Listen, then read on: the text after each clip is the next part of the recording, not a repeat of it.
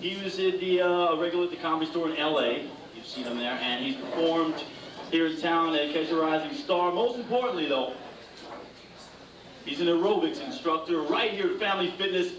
Give him a hand, Mr. Jeff Roth. Jeff Roth.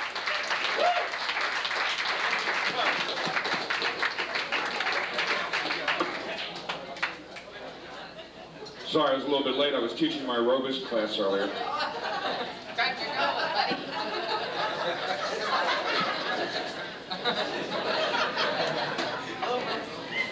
All right, so I'm fat. I can't help it, all right?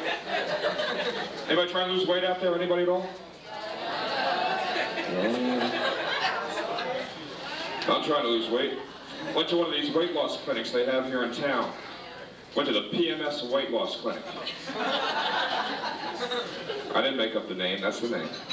It's a nice place. It's closed 5 days out of the month, though.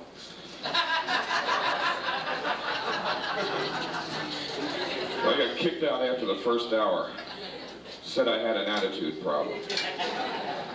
Skinny little blonde came running up to me and said, "Hi, I'm Cindy. What's your goal?"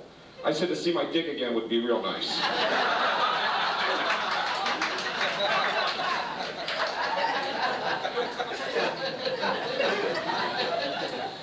I got kicked out of there. Bought some exercise equipment. Bought an exercise bike 3 years ago, and I'm proud to say I've got 7 miles on that thing now. I got one of those deluxe models with a clip-on ashtray and a drink holder. Have you seen those? I bought a slant board. I did that for about 3 weeks, and a friend of mine said, "No, Jeff, your head goes down here, your feet go up there."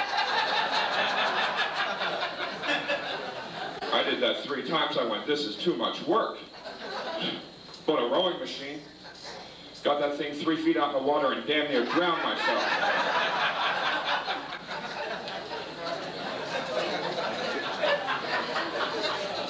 Well, you think it's easy being fat?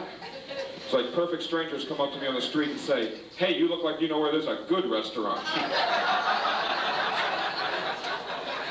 So I go up to skinny people now and say, "Do you know where I get a Karen Carpenter album?"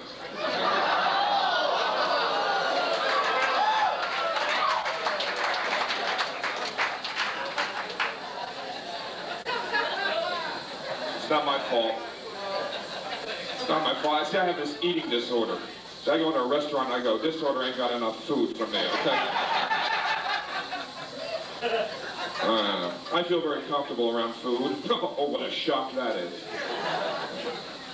I used to work at a McDonald's. Yeah, I worked there for about 4 hours.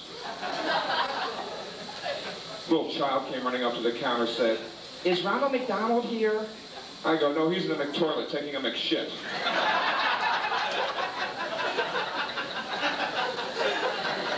Manager came up to me and said, "You're McFired." I figured there's a lot of money to be made in restaurants, so I opened up my own restaurant.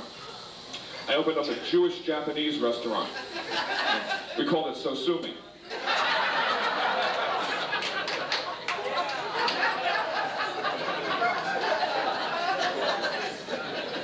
I had an Italian-Jewish delicatessen. We called it the Kosher Nostra. I like going to the supermarket. I like going especially to Smith's Food King, because they've got this thing called a bulk food section. Have you seen that? Yeah, I call it a buffet with lids. I mean, you go around, you take a little bit of this, you take a little bit of that. I got to the cashier, she ran my ass over a scanner, and I owed him 37 bucks.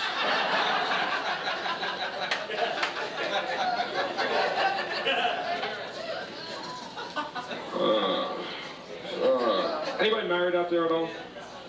No, man. Yeah, I know you're married. I'll be celebrating my anniversary in August. I'll be married. Well, thank you very much. I'll be married 70 years now. Well, yeah, after the 2nd year, you start counting it in dog years. Being a husband's like being a dog anyway. If you want anything, you gotta sit up and beg for it. You eat most of your food out of cans. And if you could lick your dick, you would, so...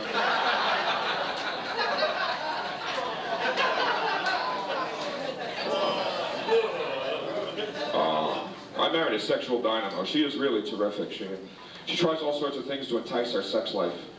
She tried motion last month. That was fun.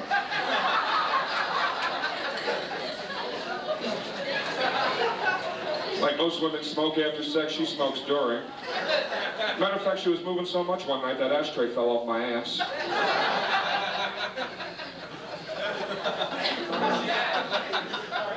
We try all sorts of different things. We try different sexual positions. I like that.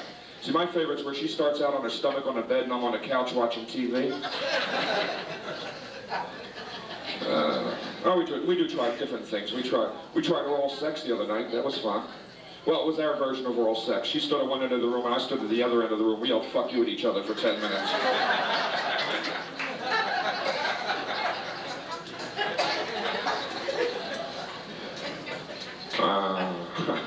She really is a terrific lady, she. No, I'm lying. My sex life is really down the toilet. It's awful. So, you guys are laughing at this. I can't believe that. You know how bad my sex life is? I walked into the kitchen the other night. She was using her diaphragm to open up jars.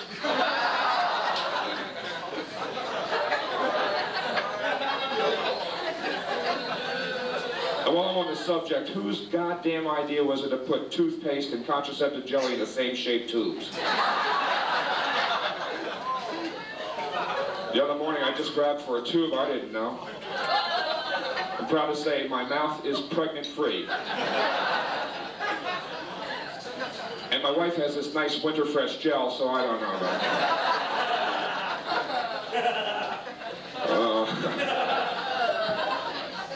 You gotta be careful, though. I mean, this is 1989. Condoms, that's like the biggest thing. We had the condom king of comedy over there. We had Jimmy Germano. He was, you know, they have condom ads on television. Well, excuse me, they don't have condom ads here in Las Vegas. It's like we've licked venereal, well, licked is not a good word. It's like we've conquered venereal disease here in Las Vegas. And they got all sorts of great names for condoms, too. They got Ramses, they got Sheik, they got Pharaoh. I don't know. What do you want to do? Fuck, build pyramids? Talk to me, okay? They sell them in restrooms, okay? It's the most interesting thing in the world.